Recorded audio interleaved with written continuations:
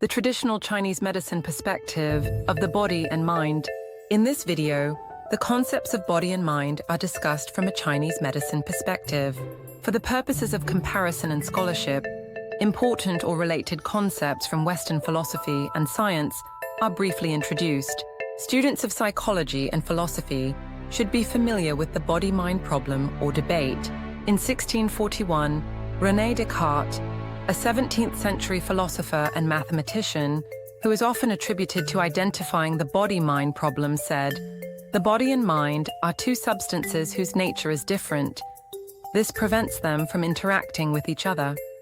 Additionally, Descartes proposed that the body is in time and space, whereas the mind is not, and that the body is substantial and the mind is insubstantial. By doing so, he distinguished the mind from the body. Descartes indicated a metaphysical reality, that the body belongs in the domain of the material world of physics and physiology, whereas the mind doesn't. In Western philosophy, the material world constitutes nature and aspects of existence composed of matter, and is in contrast to the ideal world, which constitutes phenomena existing in the mind. In Chinese philosophy, this distinction differs considerably.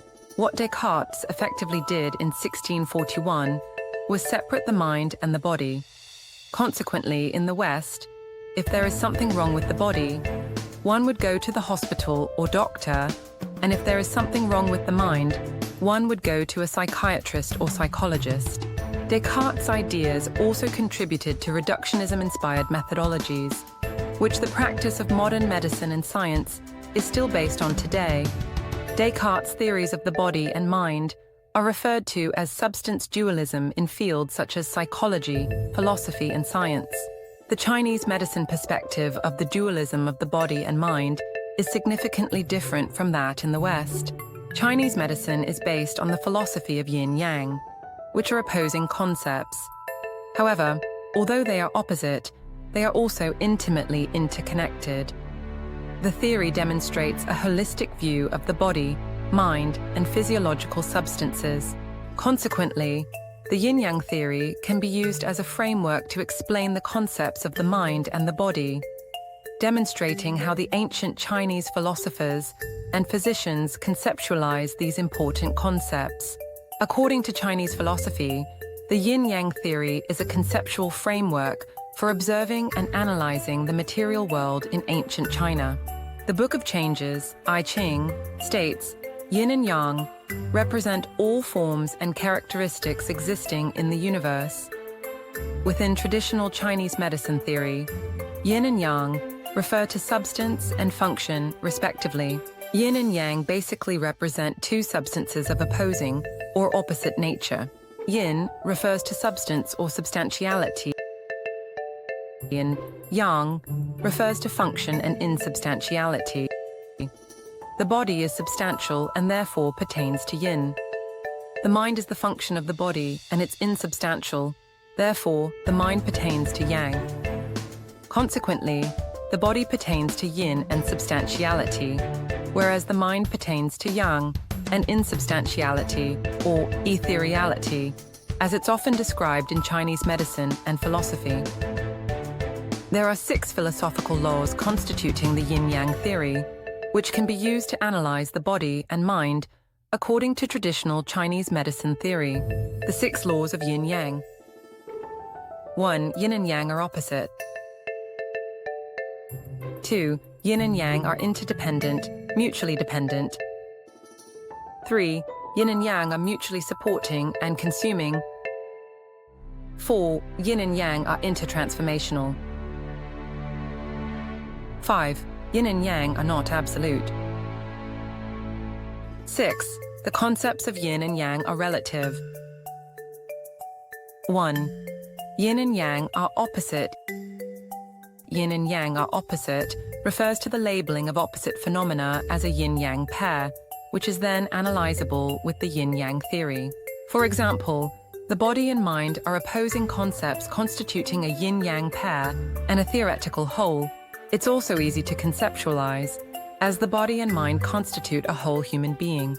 In another example, day and night each being halves of a single phenomenon constitute a full 24-hour cycle of a day. 2. Yin and yang are interdependent, mutually dependent. Yin and yang are interdependent denotes that two opposing phenomena are dependent on one another. In other words, yin and yang need each other. For example, the body, pertaining to yin, and the mind, pertaining to yang, are interdependent means that the body and mind need each other. Neither aspect can exist without the other. A relationship characterized by mutual dependence. The body needs the mind to function normally, and the mind requires the body for its subsistence and existence. 3. Yin and yang are mutually supporting and consuming. Yin and yang are mutually supporting and consuming refers to the opposing aspects of body and mind as a relationship of support and consumption. When the body and mind are strong and healthy, there is equilibrium, and the body and mind, yin and yang, support and balance each other. However, the consuming characterization considers the relationship between yin and yang to be in a state of continuous fluctuation. The physiological activities of the body pertaining to yin consume the faculties and resources of the mind, which pertain to yang, whereas the functions of the mind, which are yang, necessarily consume the body's substances and resources pertaining to yin. Therefore, the mutually supporting relationship is characterized by qualitative change and transformation. This relationship is considered particularly by Chinese medicine physicians in the diagnosis of physiological psychological pathologies. Sometimes when the body is pathological, the physician considers psychological etiological factors. Conversely, sometimes the mind is pathological, but the physician may consider physiological deficiencies. This is one example of how the theory of Yin-Yang is applied diagnostically to pathological considerations of the body and mind. Etiologically, good physicians consider the opposing variable. 4. Yin and yang are intertransformational.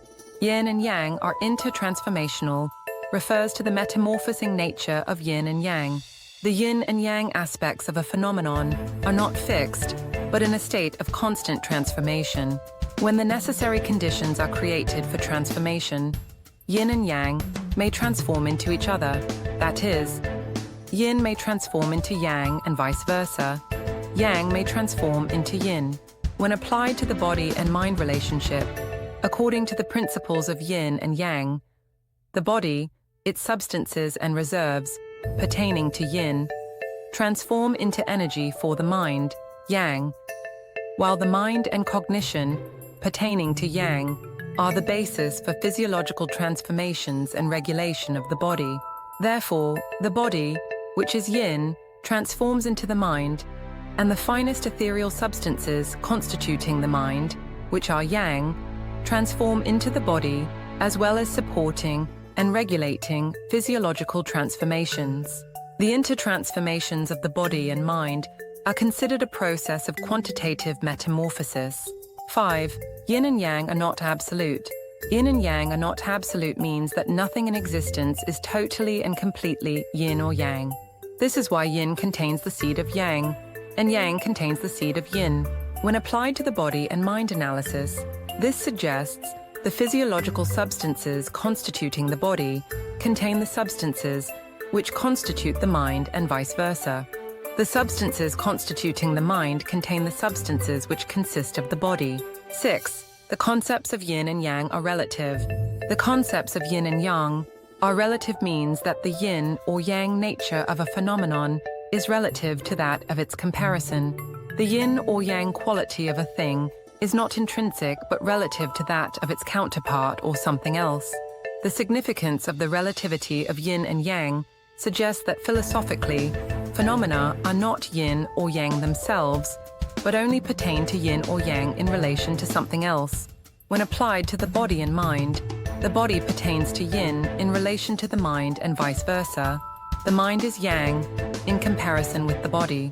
Furthermore, relatively thinking, the mind may be less yang if compared with other ethereal phenomena, such as the cosmos, heaven, Tian, while the body may be considered less yin when compared with the earth, DII, as the Earth is a primary energy source which existed before the body, and the body takes nutrition from and owes its existence to the Earth.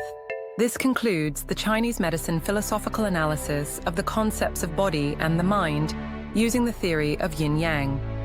Although this is a broad topic and much has been left unsaid, there are also other theories and models which can be used in Chinese medicine to analyze the body and mind physiologically and psychologically. The author of this video studied Chinese medicine at university and specialized in psychology. He researched the three treasures theory, Jing, Qi, and Shen, which is the philosophical discussion of three spheres of energetic physiological substances constituting the human organism in Chinese medicine theory. Jing refers to the physiological, Qi refers to the energetic, and Shen denotes the mind and spirit. The topic of his dissertation was a philosophical inquiry concerning the nature of Shen in Chinese philosophy and medicine. One conclusion from the text states, the Chinese philosophical concept of Shen, spirit, is a physiological substance responsible for the functions of the mind and psycho-spiritual manifestations. The concept of Shen is associated with an interesting ancient physiological theory of the body-mind spirit continuum, wherein the mind and spirit ontologically originate from the substances of the body, which are intimately connected with the internal organs and in a constant process of qualitative and quantitative change and transformation. Interestingly, corresponding to the ancient Chinese perspective of the relationship of the body and mind, there was one famous scientist, which everyone knows as Albert Einstein. Einstein proposed the famous equation E equals mc squared, which basically means energy equals mass multiplied by the speed of light. Basically, Albert Einstein's equation demonstrates that energy and matter are interchangeable, that they are different forms of the same thing. This type of thinking is congruent with Chinese medicine and philosophy, and how the ancient Chinese conceived the components of energy and matter and concepts of body and mind. This is evident from the analysis of the body and mind discussed herein. The body pertains to matter, while the mind pertains to the energetic aspect. The two may be considered interchangeable or energetic manifestations of the same phenomena in Chinese medicine. The interrelationship of the body and mind is also evident in the ancient Chinese concept of Qi, which will be discussed in the next video. Endeavors have been made to explain concepts in this video as simply as possible. However, to fully appreciate the Chinese medicine perspective of the body and mind, it's necessary to explore in more detail the following three philosophical theories, which are: 1. The concept of Qi, which is a foundational concept and component of Chinese medicine and philosophy. 2. The three treasures theory, which is a philosophical interpretation of the body, energy, mind, and spirit continuum discussed in Chinese philosophy and medicine. 3. The five-element theory, which is used in diagnosis and treatment in Chinese medicine. It describes the interactions of the internal organs, physiological, psychological, and environmental correspondences and relationships. Please like, subscribe, and leave your comments below if they relate to any of the concepts discussed in this video. Questions about Chinese medicine and philosophy are welcome.